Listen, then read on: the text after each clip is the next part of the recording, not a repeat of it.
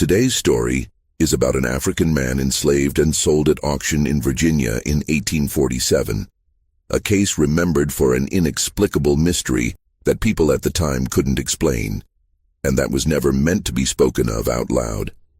This is a heavy and intense story, so take a moment, breathe, and listen carefully. Before we begin, subscribe and write in the comments which city and country you're listening from. Your participation helps keep these stories remembered instead of buried. When Boubacar Konaté walked onto the auction platform at Franklin and Armfield's slave pen on Duke Street in Alexandria, Virginia, on the morning of September 14, 1856, every person in the room stopped moving. They just stared. Some of them forgot to breathe. Others felt their hearts beat faster. A few actually stepped backward, as if they'd seen something that shouldn't exist. The Alexandria Gazette tried to describe him 3 days later.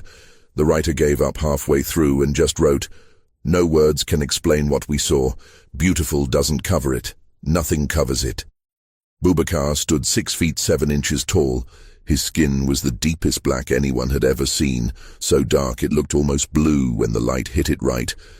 It was completely smooth without a single scar or mark. When the morning sun came through the auction house windows, his skin seemed to glow from the inside, like he was lit up by something no one could see. His face made people stop and stare. Everything was perfect. High cheekbones that looked carved from stone. A strong jaw that somehow looked delicate at the same time. His forehead was wide and smooth. His nose was straight and exactly the right size. His lips were full and perfectly shaped. His eyes were large and the color of dark honey with flecks of gold that seemed to move when the light changed. His eyelashes were so long and thick that people thought they had to be fake, but they were real. Everything about him was real. His body matched his face. Wide shoulders, narrow waist, long arms and legs with muscles that showed he'd been trained to fight. His hands were big but elegant, with long fingers.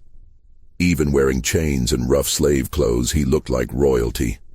He carried himself like a king, like someone who'd been born to rule, not to serve.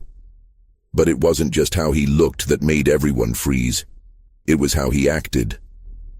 Boubacar looked at the white people in that room like he owned them, not the other way around. His eyes showed no fear, no submission, nothing that said he accepted being property. He looked at each person like he was judging them, like he could see right through their expensive clothes to whatever ugly truth they were hiding underneath. John Armfield stood next to Boubacar on the platform. Armfield was one of the richest slave traders in America. He wore fine clothes and people respected him in Alexandria. But standing next to Boubacar, he looked small and cheap, like a bad copy next to the real thing. And Armfield knew it. He could feel it. He could see people in the crowd noticing that this slave was more noble than the man trying to sell him. Armfield had bought Boubacar 3 weeks earlier from a trader in Charleston named Davidson. Davidson had seemed desperate to get rid of him, even though someone who looked like Boubacar should have been worth a fortune. After the sale, Davidson had pulled Armfield aside. "That one's different," Davidson had said. His voice was shaking. "I've been doing this for 30 years. Sold thousands of Africans. Never seen anything like him. It's not just the looks, though those are disturbing enough. It's what he does to people. He makes them see things. Think about things they don't want to think about. 3 of my best customers refused to bid on him after they saw him. Said he made them too uncomfortable. I'm selling him to you cheap, just to get him out of my place." Armfield had laughed at the warning. He thought Davidson was just making excuses for the low price. Now, standing on that platform with 200 of Alexandria's richest people staring in silence, Armfield understood that Davidson had been right. Something about Boubacar made people uncomfortable in ways they couldn't explain. He forced them to think about things they'd spent their whole lives avoiding. The silence went on for a full minute. Then Armfield cleared his throat and tried to speak. His voice came out rough and unsteady. "Gentlemen and ladies, he started, then had to stop and clear his throat again. "We have something here you've never seen before. This is Boubacar, about 25 years old, just arrived from Africa. The finest specimen I've seen in 40 years of doing this work." He paused, trying to find the right words. "As you can see, he's exceptional, but it's more than just looks. He's intelligent. Already learned English in just a few weeks. He carries himself like nobility, like he came from an important family back in Africa. He'd be perfect for any household that wants to show their wealth and good taste." What Armfield didn't say was what he'd learned about Boubacar during the 3 weeks he'd owned him. This slave was different from any other he'd encountered in 40 years of trading human beings. Boubacar had been captured 18 months earlier in what's now Mali, in West Africa. Raiders from a rival tribe had attacked his village and sold the prisoners to Portuguese slave traders on the coast. Boubacar had survived the Middle Passage in the hold of a ship where half the captives died before reaching America. He'd come out of that hell with his mind still sharp and his spirit unbroken. In Charleston and then Alexandria, Boubacar had done something impossible.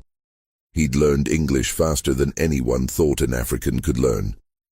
He'd memorized the names and faces of every enslaved person who came through the holding pens. He'd watched the slave traders work, studying their business like a general studying enemy soldiers, looking for weaknesses. And he'd been collecting information. Every conversation he heard between traders talking about their illegal deals. Every document he saw while cleaning offices, even though they thought he couldn't read. Every confession from drunk slavers who thought their words didn't matter because slaves weren't real witnesses. Boubacar had absorbed all of it, remembering everything with a trained memory, building a case like a lawyer preparing for trial. But the people at the auction couldn't see any of this. They just saw beauty so extreme it challenged everything they believed about slavery. Because if someone who looked like Boubacar could be property, if perfection and nobility meant nothing against white supremacy, then what did that say about their whole system? What did it reveal about how arbitrary and violent their racial hierarchy really was? Richard Caldwell stood near the front of the crowd. His throat felt dry. His heart was beating too fast. He owned a tobacco plantation with over 150 slaves. His father had owned it before him, and his grandfather before that. 3 generations of Caldwells had built their wealth on slave labor. Richard had never questioned whether this was right. He'd always believed slavery was natural, that God had ordained it, that the people he owned were fundamentally different from him in ways that justified keeping them in chains. But looking at Boubacar, every one of those beliefs started to crack. There was no argument that could call this man inferior. No racist theory that could explain how someone this magnificent could be property while men like Caldwell walked free. The contradiction was too obvious, too impossible to ignore. And seeing that contradiction forced Caldwell to ask questions he'd avoided his whole life. What if the slaves on his plantation were just as human as he was? What if their bondage wasn't justified by God or nature, but was just theft covered up by legal papers? What if everything he'd built, everything he'd inherited, everything he'd told himself about being a good man was actually a lie? These thoughts scared Caldwell more than any physical danger, because accepting them would mean changing everything about his life and who he thought he was. So he did what he always did with uncomfortable thoughts. He pushed them down deep where he didn't have to look at them, and he focused on something he could control. He would buy this slave. He would pay whatever it took.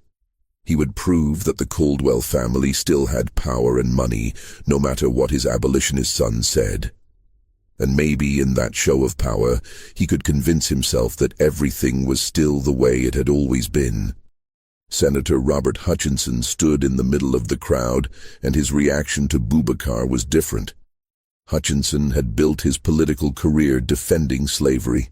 He gave speeches in the Senate saying that slaves benefited from being enslaved, that they were better off in Christian America than in Africa. But Hutchinson knew the truth about himself. He'd raped dozens of enslaved women over 30 years. He'd taken bribes from slave traders who wanted laws written in their favor. He'd helped kidnap free black people from northern cities, creating fake papers that said they were escaped slaves so they could be sold south. For 30 years, Hutchinson had lived with this split. In public, he was the respectable senator who defended Southern values with elegant speeches. In private, he was a predator who hurt anyone he could reach. He'd managed to keep these two versions of himself separate, to never let the truth of what he did in private contaminate his public image. But looking at Boubacar, Hutchinson felt that separation dissolving, because Boubacar's eyes held something Hutchinson had never seen in a slave before. Not fear, not submission, not the careful performance that slaves used to survive. Boubacar looked at him with complete clarity, like he could see through every lie to the rot underneath, like he knew exactly what Hutchinson was and found him worthless. Thomas Crawford stood at the back of the auction room with a notebook, writing down everything he saw. Crawford had been a slave catcher 5 years ago, making money by hunting escaped slaves and returning them to bondage. But something had changed him in South Carolina. He'd cornered a runaway slave in a barn, a woman whose eyes had forced him to see the truth about what he'd become. She'd described every family he'd destroyed, every child he'd sent back to slavery, every life he'd ruined for money. And somehow she'd known details that should have been impossible to know. He'd let her go that night. He'd lied in his report, saying she'd drowned. And he'd never caught another slave. Instead, he started documenting the crimes of the slave trade, gathering evidence that might someday bring the whole system down. Crawford recognized immediately that Boubacar was connected to the pattern he'd been tracking for 3 years. The same presence he'd seen in Charleston in 1853, in Savannah in 1854, in Natchez in early 1855, and in Richmond just 1 month ago. In each of those cities, a slave of extraordinary beauty had appeared at a major auction house, had been sold for an impossible price, and within weeks the city's slave traders had been destroyed by revelations they couldn't suppress. Some killed themselves, others fled the country. A few confessed their crimes publicly. Crawford didn't know yet exactly how Boubacar fit into this pattern, but he knew with complete certainty that Alexandria was about to experience the same catastrophe that had hit those other cities. He just didn't know that it had already started, that a body had been found that very morning, that confessions were already on their way to newspaper offices across Virginia. Boubacar stood on the platform and studied the crowd like a warrior studying the enemy before battle.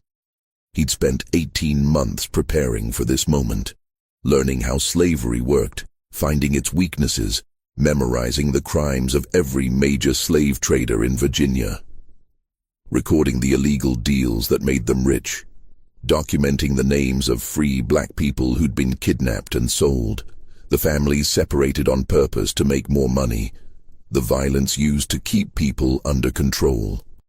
And he'd learned something crucial that white slaveholders never understood. Slavery didn't work mainly through physical force. It worked through lies. Lies that made the system seem natural and permanent and morally right. The lie that racial hierarchy came from God instead of being invented by men. The lie that enslaved people were fundamentally different in ways that justified their bondage. The lie that the system was so strong it would last forever no matter what anyone did to resist it. Break those lies. Shatter the certainties that let good people participate in evil without seeing themselves as evil, and the system would collapse from its own contradictions. Boubacar had learned this strategy from someone who'd perfected it over years of careful work. A woman named Aminata, who'd found him during his first weeks in Charleston after he survived the Middle Passage. She'd appeared in the holding facility where new Africans were kept, moving freely despite being black, and she'd spoken to him in Bambara, his own language, which no one in America should have known. Aminata had spent 7 years destroying slave traders in cities across the South. She'd developed a network of informants among enslaved people who saw and heard everything their owners did, but were assumed to be invisible. She'd learned to forge documents, to infiltrate households, to gather evidence with legal precision. And she'd discovered that the most effective weapon against slavery wasn't violence. It was truth. Make the crimes visible, expose the contradictions, force people to see what they'd been ignoring, and the whole structure would start to crack. She'd taught Boubacar everything she knew: how to observe without appearing to pay attention, how to memorize conversations word for word, how to identify which white people might be turned against the system if confronted with the right evidence, how to use his appearance, his extraordinary beauty, as a weapon that would make people question their own assumptions about race and humanity and what it meant to be property. And Aminata had explained the larger strategy. Richmond 1 month ago had been the 4th city they'd targeted. Alexandria would be the 5th. After Alexandria would come Charleston again, then New Orleans, then Mobile. A systematic campaign of exposure designed not to end slavery through individual operations, but to destabilize it so thoroughly that when the political crisis came, and it was coming soon, the system would be too weakened to survive the shock. Boubacar's role was specific. His beauty would draw Alexandria's elite to the auction. The impossible price he would command would force them to reveal how much they were willing to pay to own another human being. And his presence would create a cognitive dissonance that would crack open psychological defenses these men had spent lifetimes building. Once those defenses cracked, once they started questioning even a little bit, Aminata's documentation would flood through the gaps like water through a broken dam. The auction house had filled beyond capacity by the time Armfield was ready to begin the bidding. Over 200 people packed into a space designed for half that number. More waited outside, hoping to catch a glimpse of the African who'd become legend before anyone had even seen him. The air was thick with sweat and tobacco smoke and something else, something like fear mixed with greed and desire and shame all tangled together. Armfield raised his hand for silence. The crowd noise dropped away until the room was completely quiet, except for breathing and the shuffle of feet on wooden floors. "We'll begin the bidding at $5,000, Armfield announced. His voice carried across the room, but it had a tremor in it that people noticed. 5,000 was already an extraordinary opening bid. Most slaves sold for between $500 and $1,500. Field hands went for even less. Starting at 5,000 signaled that something unprecedented was happening. 7,000, Richard Caldwell said immediately. His voice was too loud, too aggressive. People turned to look at him.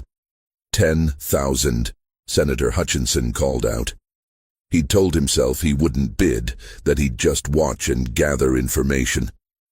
But seeing Boubacar had triggered something in him, some desperate need to possess what he couldn't understand, to own what made him feel small.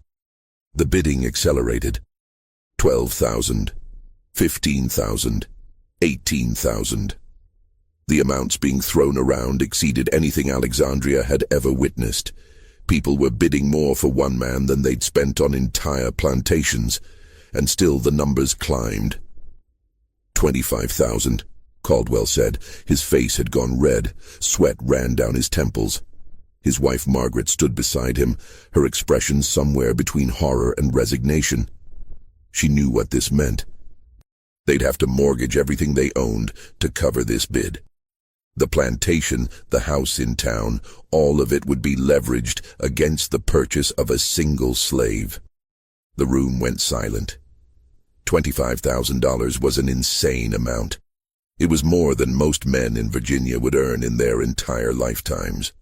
For one person, for property that could die or run away or become disabled. The number was so extreme it seemed to break something in the crowd's collective psychology. Senator Hutchinson stood slowly. He looked at Boubacar, and Boubacar looked back at him with those honey gold eyes that saw everything. Hutchinson opened his mouth to bid 30,000, to push past Caldwell's offer into territory that was beyond madness. But the words wouldn't come, because looking into Boubacar's eyes, Hutchinson suddenly saw himself as this African man must see him, a corrupt politician, a rapist, a man who'd built his career on lies and violence. And for the first time in 30 years, Hutchinson felt shame so profound it paralyzed him. He sat back down without bidding. Around him people whispered. The senator was withdrawing. That meant Caldwell would win unless someone else entered the bidding. But no one did. The price had gone too high. The whole situation had become too strange. People wanted out of this auction house, wanted to go home and pretend they hadn't just witnessed something that challenged everything they believed about the order of things. Going once, Armfield said. His voice shook. Going twice. He paused, giving anyone a last chance to bid. No one spoke. Sold to Richard Caldwell for $25,000. The moment the words left Armfield's mouth, every window in the auction house exploded inward. Glass flew across the room in a glittering storm. People screamed and dove for cover. The sound was deafening, like a bomb had gone off outside. When the noise stopped and people looked up from where they'd taken cover, they saw Boubacar still standing on the platform, completely calm, completely untouched by the flying glass. Not a single cut, not a scratch. He stood in a circle of broken glass like an island in a sea of destruction, and his expression hadn't changed at all.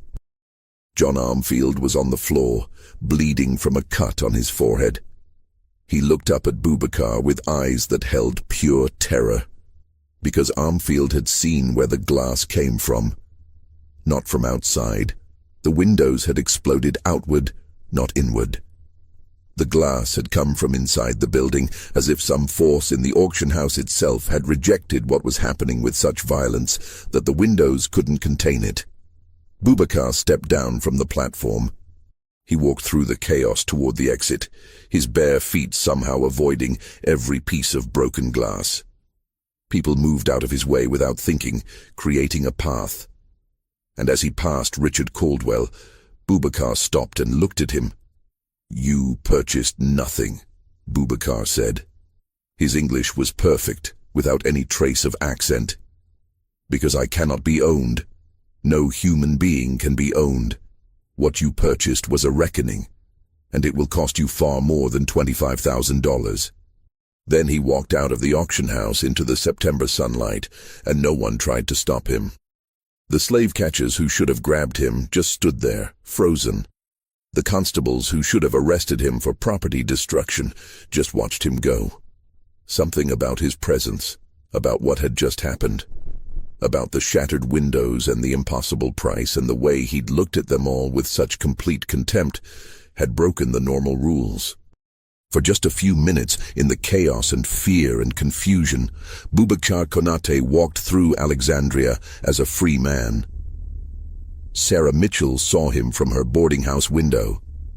Sarah was a free black woman who'd bought her own freedom 15 years earlier, then bought her husband and children one by one over 8 years of saving every penny. Now she ran a boarding house that served as a station on the Underground Railroad, helping escaped slaves reach the north. Sarah had been waiting for this. Aminata had contacted her a week earlier, had explained what was coming, had asked for Sarah's help when the chaos started. Now, watching Boubacar walk down Duke Street with broken glass still clinging to his clothes, Sarah knew the moment had arrived. She grabbed the bag she'd prepared and ran outside. "This way," she called to Boubacar in Bambara. He turned, recognized the language of his homeland coming from this stranger's mouth, and understood immediately that she was part of Aminata's network. He followed Sarah into her boarding house, and she led him to a hidden room in the cellar, where escaped slaves waited before beginning their journey north.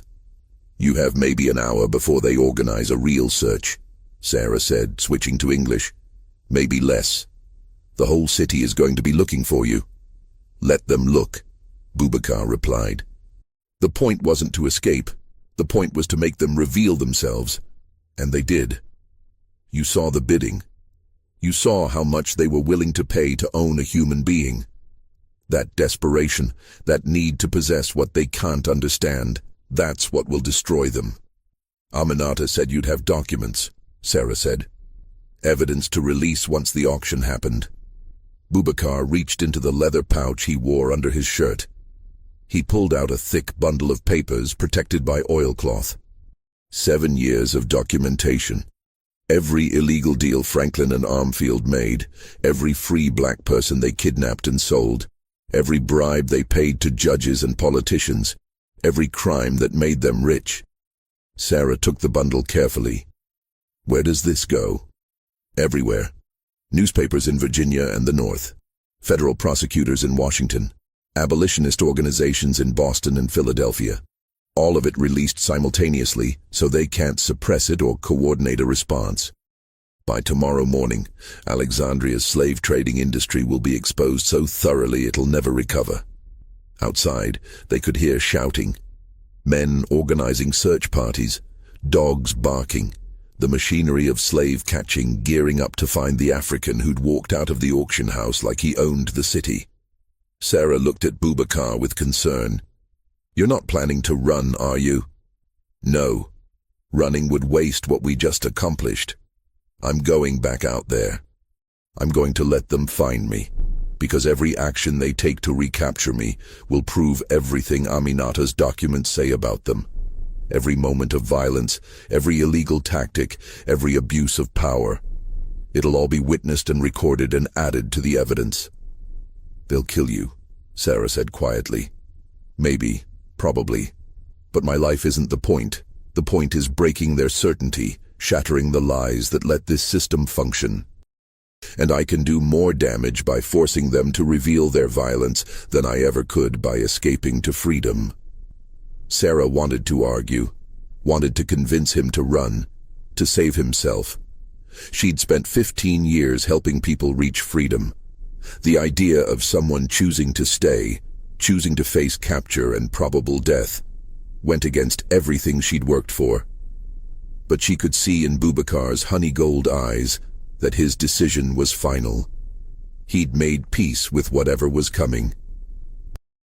At least wait until dark, she said. Give me time to get these documents distributed. If they catch you before the evidence is public, they might be able to suppress it. Boubacar considered this, then nodded. Until dark, then I go back out. The rest of that day, Alexandria descended into chaos. Richard Caldwell returned to his plantation in shock, unable to explain to his wife what had happened, unable to process that he'd just spent $25,000 on a slave who'd walked away. Senator Hutchinson locked himself in his townhouse and began writing, not the denial he'd planned, but a confession. Every crime he'd committed over 30 years, written out in detail, as if Boubacar's gaze had broken something inside him that couldn't be repaired. John Armfield sat in his office with a bottle of whiskey, his head bandaged, reading a document that had been delivered by a messenger whose face he'd never seen before. The document contained a list of his illegal activities going back 15 years. Names, dates, amounts. Every free black person he'd kidnapped, every bribed official, every separated family, all of it written out with legal precision, ready to be presented as evidence in court. Attached to the document was a single sentence. This goes public tomorrow unless you choose to end it yourself tonight. Your decision. Armfield knew what that meant. Suicide or exposure. Those were his options. And as darkness fell over Alexandria on September 14, 1856, John Armfield made his choice. He took the rope he'd used countless times to bind slaves for transport, fashioned it into a noose, and hanged himself from the beam in his office. And before he did it, he carved a single word into that beam, the word that had appeared throughout Alexandria over the past week: witness. At dusk, Boubacar Konate walked out of Sarah Mitchell's boarding house and into Alexandria's streets. Within minutes, the slave catchers found him. Within an hour, he was chained in a cell beneath the auction house, beaten bloody by men who'd been terrified by what he represented, and could only respond to that terror with violence. But the violence came too late. While Boubacar was being captured, Sarah Mitchell's network was distributing copies of Aminata's documentation, to 50 different locations across Virginia and the North. By morning, newspapers in Richmond, Washington, Baltimore, Philadelphia, and Boston would all be running the same story. The secret crimes of Alexandria's slave traders, exposed in detail that couldn't be denied or suppressed. And Boubacar, chained in darkness beneath the auction house where he'd been sold for an impossible price, smiled. Because he understood what the men who'd beaten him didn't. The system they'd built their lives on was already broken. They just hadn't realized it yet. But they would. Starting tomorrow, they would understand that everything they'd taken for granted was about to collapse. The inexplicable mystery of the most beautiful African slave ever auctioned in Virginia had reached its crisis point, and Alexandria would never be the same. The morning of September 15, 1856 began with the discovery of John Armfield's body. The clerk who found him screamed so loudly that people 3 blocks away heard it. Within an hour, half of Alexandria knew that the city's most successful slave trader had hanged himself in his own auction house. Within 2 hours, they knew about the word carved into the beam above his body: witness. By noon, the newspapers arrived from Richmond and Washington. The headlines were identical across every major publication in Virginia and the North. Alexandria slave trade, built on kidnapping and fraud. 7 years of evidence exposed. The documents that Sarah Mitchell's network had distributed the night before were devastatingly thorough. Franklin and Armfield's business records going back to 1849, showing exactly which enslaved people had been purchased from traders who specialized in kidnapping free black people from northern cities. Names, dates, prices paid. Testimony from enslaved people who'd witnessed the transactions. Letters between Armfield and corrupt officials discussing bribes paid to falsify ownership documents. One section detailed the case of the Morrison family. Samuel Morrison had been born free in Philadelphia in 1825. He'd worked as a carpenter, married a free woman named Clara, had 3 children. In 1851, he'd traveled to Baltimore on business. Slave catchers working for a trader named Davidson had grabbed him off the street, forged documents claiming he was an escaped slave from Virginia, and sold him to Franklin and Armfield for $800. Armfield had then sold Morrison south to a cotton plantation in Mississippi, separating him permanently from his wife and children. The documentation included Morrison's original freedom papers from Philadelphia, testimony from his wife Clara describing his disappearance, the forged slave documents, and letters between Davidson and Armfield discussing how much they'd profited from the kidnapping. It was airtight, legal, undeniable. And the Morrison case was just one of 43 similar kidnappings documented in the papers. 43 free black people stolen from their lives and sold into slavery through fraud and violence. 43 families destroyed. And Franklin and Armfield had known exactly what they were doing. The letters made that clear. They'd known these people were free. They'd paid kidnappers specifically to target free black people because buying them was cheaper than buying legitimately enslaved people, and selling them south generated the same profit either way. Richard Caldwell read the newspaper coverage in his library while his wife Margaret stood by the window, her face pale. Their son James had arrived an hour earlier, holding his own copy of the Richmond Dispatch. "You gave them $25,000, James said. His voice was quiet, but it carried an intensity that made his father flinch. "You mortgaged everything we own to buy a man at an auction run by kidnappers and criminals. And you did it knowing, or at least having reason to know, that their business was built on fraud." "I didn't know," Richard protested weakly. "How could I have known?" "Because you chose not to look, just like you've chosen not to look at anything uncomfortable about slavery your entire life. You've spent 50 years participating in a system built on violence and theft, and you've maintained your ignorance deliberately because knowing the truth would require changing." Margaret turned from the window. "What happens now? With the mortgage? With the plantation?" "The bank will foreclose," Richard said. His voice was hollow. "I signed papers pledging everything against the 25,000, but the slave I purchased escaped. I have no asset to cover the debt. We'll lose the plantation, the townhouse, everything." "Good," James said. The word hung in the air like a slap. "You should lose it. It was all built on stolen labor anyway. The only thing I regret is that the enslaved people who worked our land won't be freed as part of the foreclosure. They'll just be sold to someone else."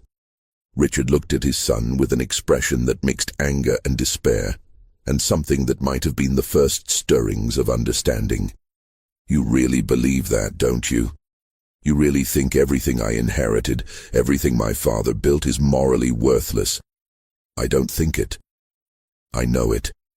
And so would you, if you had the courage to look honestly at what slavery actually is, instead of hiding behind comfortable lies about economics and tradition." Before Richard could respond, there was a knock at the library door. Their butler Marcus entered, his expression carefully neutral in the way enslaved people learned to mask their thoughts around white owners. "Mr. Caldwell, sir. There are federal marshals at the door. They say they need to speak with you about your business dealings with Franklin and Armfield." The investigation began that afternoon. Federal prosecutors from Washington had seen the newspaper coverage and recognized that the documented kidnappings violated federal law. Stealing free citizens from one state and selling them in another was a federal crime, and everyone who'd profited from such transactions could be prosecuted. Richard Caldwell hadn't directly participated in the kidnappings, but he'd purchased slaves from Franklin and Armfield knowing, or having reason to know, that their inventory included kidnapped free people. The prosecutors wanted to know what he'd known and when he'd known it. They wanted access to his purchase records. They wanted testimony about his dealings with Armfield. Sitting in his library being questioned by federal marshals, Richard Caldwell felt the full weight of what he'd participated in finally crash down on him. He'd told himself for decades that slavery was legal, that buying and selling human beings was just business, that as long as he followed the law and treated his slaves decently by the standards of the time, he bore no moral responsibility for the system's violence. But the marshals asking about kidnapped free people made it impossible to maintain that comfortable distance. Because if some of the people he'd purchased had been free citizens stolen through fraud, then his participation in their enslavement wasn't just morally wrong, it was criminal. And if he hadn't bothered to verify the legitimacy of his purchases, hadn't asked questions about where Franklin and Armfield got their inventory, then his ignorance was willful. It was a choice to not know, which made him complicit in everything he'd claimed to be unaware of. Senator Robert Hutchinson's confession arrived at the offices of the National Intelligencer in Washington on the afternoon of September 15th. The editor read it twice, unable to believe what he was seeing. A sitting United States senator confessing to rape, bribery, and participation in kidnapping schemes. 30 years of crimes laid out in meticulous detail. The confession explained how Hutchinson had accepted money from slave traders in exchange for voting against any legislation that might have restricted the slave trade or provided protections for free black people. It described specific instances of sexual assault against enslaved women, naming victims and providing dates. It detailed his involvement in a scheme to kidnap free black people from Pennsylvania and Maryland, falsify their documentation, and sell them south through traders like Franklin and Armfield. At the end of the confession, Hutchinson had written, "I can no longer live with what I have done. I thought I could compartmentalize, could maintain a public persona of respectability while committing private atrocities. But yesterday I looked into the eyes of an African man at an auction, and I saw myself as he must see me. A monster hiding behind titles and positions. A predator using law and custom to justify evil that no rational morality could defend. I cannot continue. By the time this confession is read, I will have ended my life. May God have mercy on my soul, though I deserve none." The confession was dated September 14th, written sometime after Hutchinson had returned from the auction. Federal marshals were dispatched to his Alexandria townhouse immediately. They found him in his study, dead from a self-inflicted gunshot wound. On his desk were additional documents, letters, and financial records that corroborated everything in his confession. The political impact was immediate and catastrophic. Virginia's governor called for an emergency session of the state legislature. Federal prosecutors opened investigations into every official mentioned in Hutchinson's confession. Newspapers across the country ran the story for weeks. A United States senator had confessed to crimes that exposed the moral bankruptcy at the heart of the slave system, and then killed himself rather than face the consequences. Thomas Crawford documented all of it in his notebook, filling page after page with observations and analysis. He'd been tracking this pattern for 3 years, but Alexandria's exposure exceeded anything he'd witnessed before. The sheer volume of evidence, the prominence of the people implicated, the speed with which the revelations spread, all of it suggested a sophistication and planning that went far beyond what he'd seen in Charleston or Savannah. Crawford wanted to interview Boubacar, wanted to understand how he fit into this larger campaign. But getting access to the African who'd triggered this catastrophe wasn't simple. Boubacar was being held in the Alexandria City Jail, charged with destruction of property for the broken windows at the auction house, with theft for walking away from a legitimate sale, with inciting a riot for the chaos his presence had caused. But the charges were complicated by the fact that the man who'd purchased Boubacar was now under federal investigation, which raised questions about whether the sale had been legitimate. And the auction house where Boubacar had been sold was owned by a dead man whose business was being dismantled as evidence of criminal enterprise. Who actually owned Boubacar? Who had standing to bring charges against him? The legal questions multiplied faster than anyone could answer them. Crawford bribed a guard to get 15 minutes alone with Boubacar in his cell. What he found was a man who'd been beaten severely, but whose spirit seemed entirely unbroken. Boubacar sat on the stone floor of the cell, his back against the wall, his honey-gold eyes as clear and focused as they'd been on the auction platform. "You're Thomas Crawford," Boubacar said before Crawford could introduce himself. "You were a slave catcher until 5 years ago when Aminata changed you. Now you document the slave trade's crimes and wait for the moment when all that documentation can be used to bring the system down." Crawford felt his breath catch. "How do you know about Aminata? How do you know my history?" "Aminata told me about you, said you were the proof that even people who've participated in great evil can change when confronted with truth. She thinks you'll be important when the larger crisis comes, when this nation tears itself apart over slavery. She thinks you'll be able to testify from inside the system in ways that will make people listen.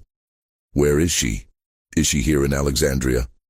She's everywhere and nowhere. She's built a network across 7 states, informants in every major slave market, people in positions where they can access documents and testimony, free black people who risk everything to gather evidence, even some white people who've turned against the system. It's taken 7 years to build, but now it's operational and it's systematic, and it's going to keep exposing the slave trade's crimes until the whole structure collapses. Crawford pulled out his notebook. "Can I document this? Your story, what happened at the auction, what you know about the larger campaign. That's why I let them capture me, so there would be a witness who could write it all down. The auction, the impossible price, what it revealed about how desperate white slaveholders are to possess what challenges their assumptions. The violence they're willing to use to maintain control. All of it needs to be documented because all of it proves what we've been saying for years. Slavery can't survive honest examination. It only functions through lies and violence and willful ignorance." Over the next hour, Boubacar told Crawford his story. His childhood in the Bambara Kingdom, where he'd been trained as a warrior and educated in his people's history. His capture 18 months earlier during a raid by rival tribes who sold prisoners to Portuguese slavers. The middle passage in the hold of a ship where he'd watched 200 people die. His arrival in Charleston and his meeting with Aminata. "She found me in the holding facility 3 days after we landed," Boubacar said. "I was still sick from the crossing, still trying to process that I'd survived when so many hadn't. She appeared like a ghost, speaking Bambara, which I thought no one in America would know. She told me she'd been watching for new arrivals from the Bambara region because people from warrior cultures made the best recruits for what she was planning." Aminata had explained her strategy. The slave trade operated through established patterns and assumptions. Traders expected newly arrived Africans to be broken by the Middle Passage, traumatized into submission. They expected language barriers to prevent communication and organization. They expected that Africans would be isolated from each other, unable to build networks or coordinate resistance. But Aminata had been breaking all those expectations for 7 years. She identified newly arrived Africans who showed resilience and intelligence. She taught them English with systematic precision. She explained how the slave system worked so they could identify its vulnerabilities. And she trained them in documentation and observation, teaching them to gather evidence that could be used to expose the crimes that slavery depended on. Boubacar had been her most successful student. His extraordinary beauty made him valuable in ways that gave him access to places other enslaved people never saw. When he was sold to wealthy households as a house servant, he could access private papers and overhear confidential conversations. His intelligence allowed him to learn quickly and remember everything, and his appearance created the cognitive dissonance that was central to Aminata's strategy. "White people look at me and can't reconcile what they see with what they believe about Africans," Boubacar explained. "They've convinced themselves that black people are inferior, that we're suited for slavery by nature or divine design. But then they see someone who looks like I do, who carries himself like nobility, who speaks with intelligence that matches or exceeds their own, and their assumptions start to crack. They can't own me without confronting the lie that ownership is based on anything other than violence." The auction had been planned for months. Aminata had positioned Boubacar to be sold through Franklin and Armfield specifically because their operation was central to Virginia's slave trade. An exposure there would have ripple effects throughout the entire system. The impossible price he commanded would demonstrate how much white slaveholders were willing to pay to possess something that challenged their worldview. And the documentation released simultaneously with the auction would prove that even the most respected slave traders were criminals whose businesses depended on kidnapping and fraud. "What happens to you now?" Crawford asked. "Even if the charges are dropped, you're still legally a slave. Someone owns you, or claims to own you." "No one owns me," Boubacar said quietly. "I am Boubacar Konate, son of Mamadou Konate, grandson of Sekou Konate, descendant of warriors who never bowed to any master. They can claim ownership on paper. They can put me in chains. They can beat me or kill me, but they cannot make me property. That requires my acceptance of their authority, and I will never give them that." Crawford wrote furiously, capturing every word. This was the testimony that needed to be preserved, the voice of someone who'd experienced slavery but refused to be defined by it, who maintained his humanity and dignity despite a system designed to strip both away. Their conversation was interrupted by shouting in the corridor outside the cell. The guard who'd accepted Crawford's bribe appeared, his face pale. "You need to leave now. There's a mob forming outside. White men from the auction saying they want justice for what happened yesterday. The sheriff is trying to control them, but I don't know how long he can hold them back." Crawford looked at Boubacar. "They're going to lynch you. We need to get you out of here." "No. This is part of it. This is what needs to be witnessed and documented. They're going to reveal their violence because they can't control their rage at being challenged. And every act of violence proves what we've been saying about the system they defend. You'll die. Probably. But my death will matter if it exposes what slavery really is. if it forces people to see the violence that's always been there but usually stays hidden behind legal procedures and social respectability.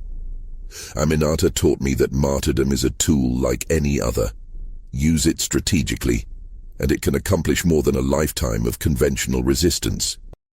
Crawford wanted to argue, wanted to insist that Boubacar's life was worth more than symbolic impact.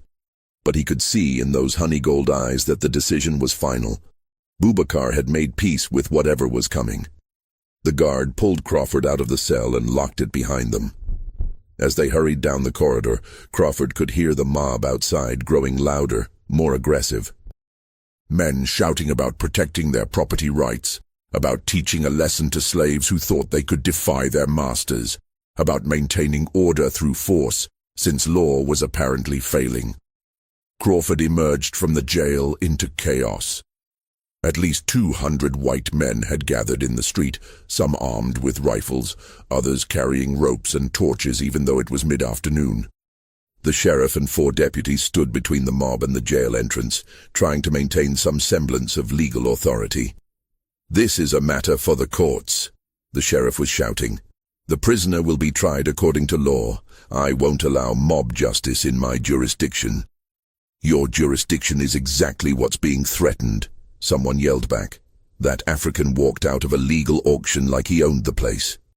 "If we don't respond with force, every slave in Virginia will think they can do the same." Crawford recognized several men from the auction in the crowd.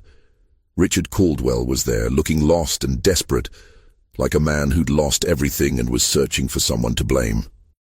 Others were prominent merchants and plantation owners, men whose wealth and status depended on slavery functioning smoothly, who saw Boubacar's defiance as an existential threat to their way of life. But the sheriff held firm.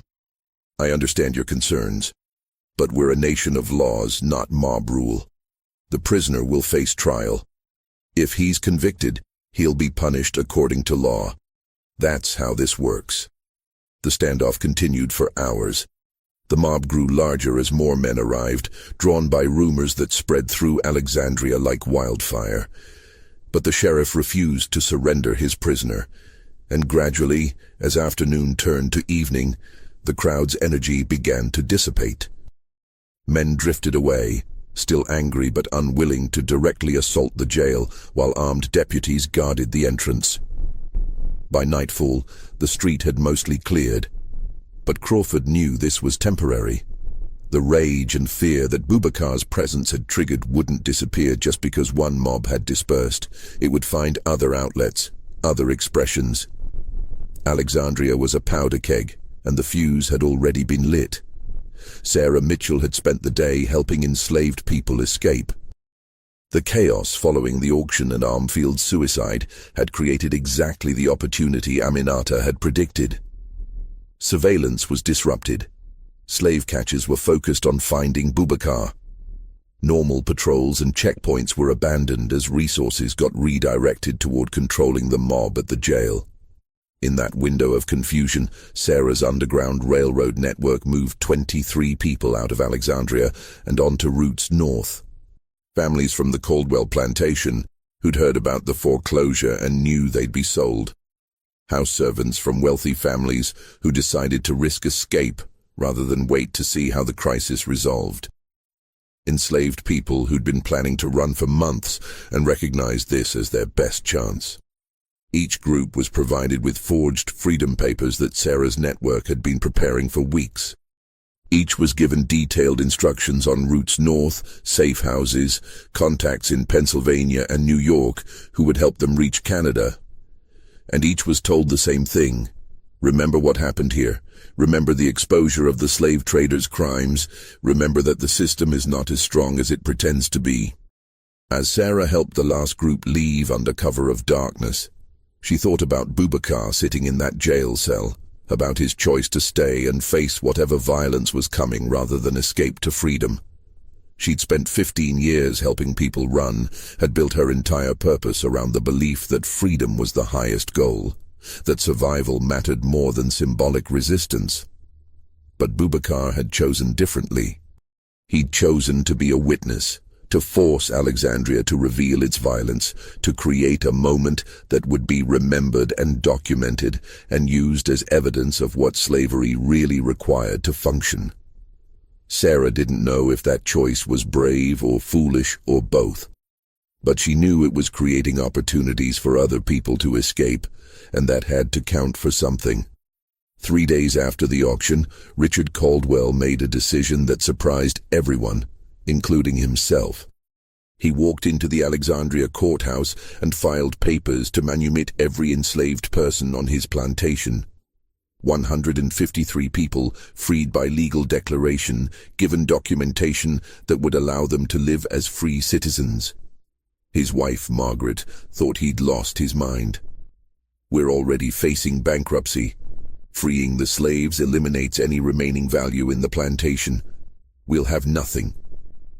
"We already have nothing," Richard replied.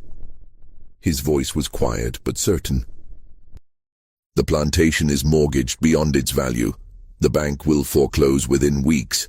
At least this way, the people who actually worked the land won't be sold to cover our debts. They'll be free." "Why?" Margaret asked. "Why now, after 50 years of accepting slavery as normal?"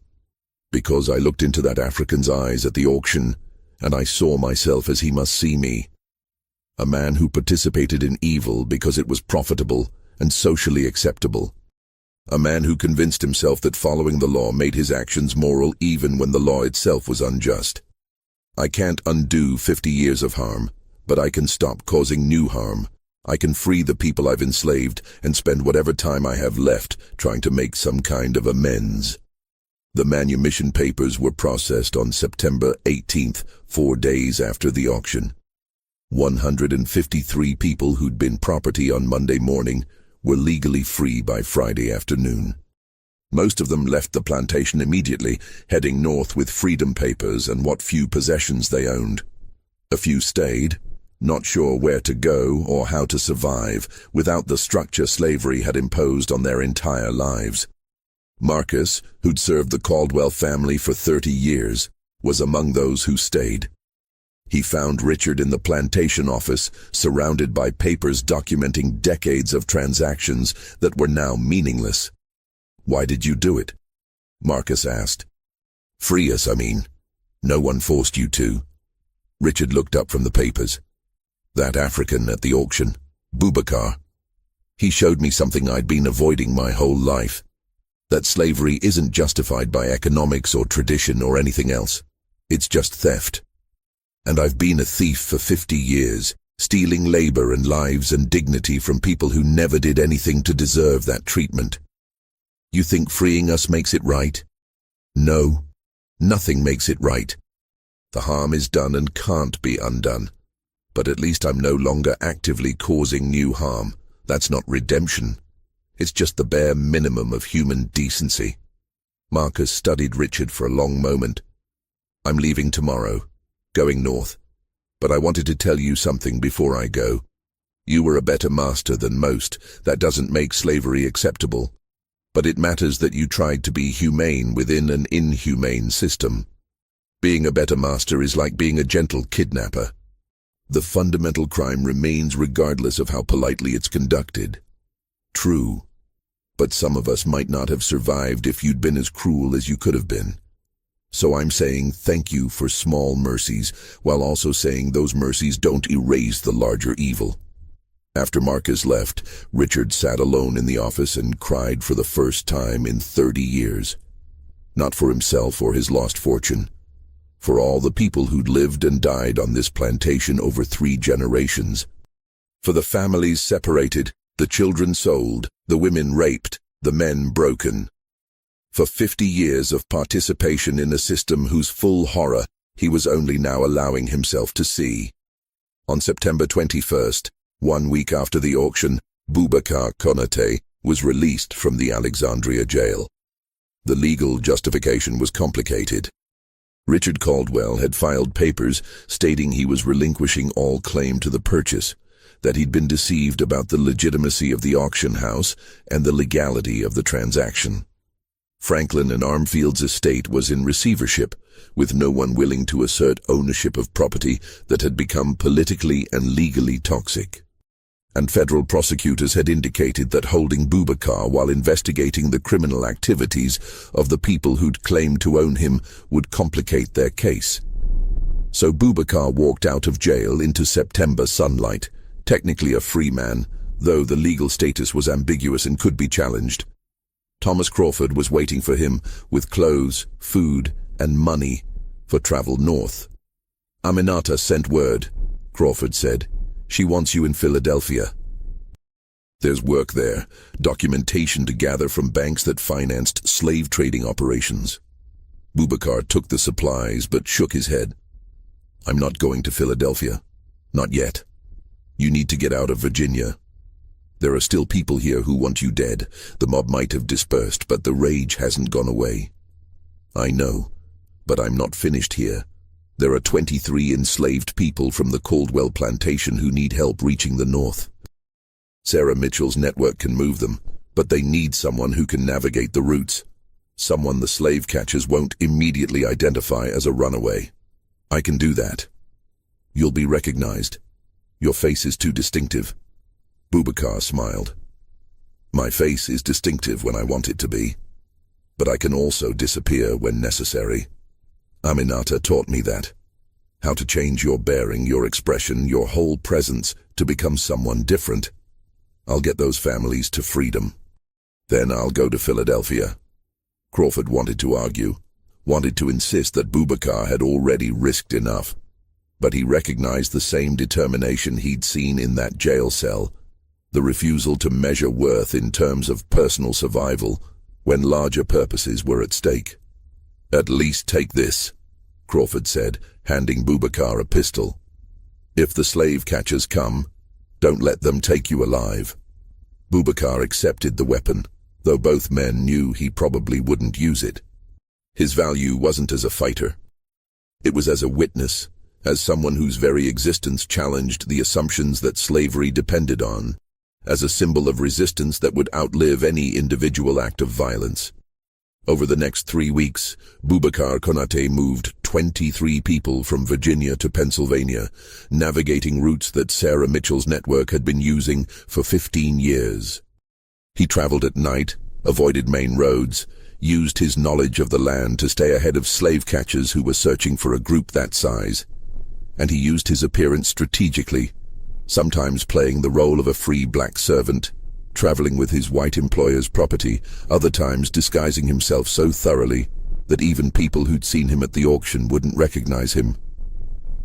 By mid-October, all 23 had reached freedom in the north, and Boubacar finally made his way to Philadelphia, where Aminata was waiting with new assignments, new cities to target, new exposures to plan. The Alexandria operation had been their most successful yet. John Armfield's suicide and the exposure of his kidnapping schemes had sent shockwaves through Virginia's slave trade. Richard Caldwell's public manumission of his slaves had inspired 3 other plantation owners to do the same. Senator Hutchinson's confession had triggered federal investigations that were still ongoing months later. And the documentation that had been released continued to generate legal cases and political debates that weakened support for slavery throughout the Upper South. But Aminata knew this was just preparation. The real crisis was coming, the political confrontation that would tear the nation apart and finally end slavery through war rather than gradual reform.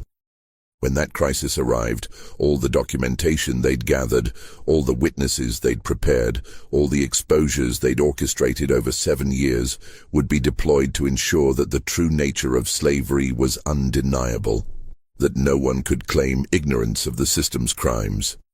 Boubacar Konate, the most beautiful African slave ever auctioned in Virginia, had played his role perfectly. The inexplicable mystery of how someone so magnificent could be reduced to property had forced people to confront contradictions they'd spent lifetimes avoiding. And in that confrontation, certainties had cracked, lies had been exposed, and the foundation of slavery had weakened in ways that would make its eventual collapse possible. 5 years later, the nation would descend into civil war over slavery's expansion. And when that war finally ended, slavery throughout America, historians would look back at incidents like the Alexandria auction and recognize them as turning points, moments when the system revealed its own contradictions so completely that its ultimate destruction became inevitable. The inexplicable mystery wasn't really about beauty at all. It was about how a system built on lies could be demolished by truth, how resistance could take forms that looked nothing like traditional rebellion, and how one person's choice to be a witness could create changes that rippled across a nation and transformed history.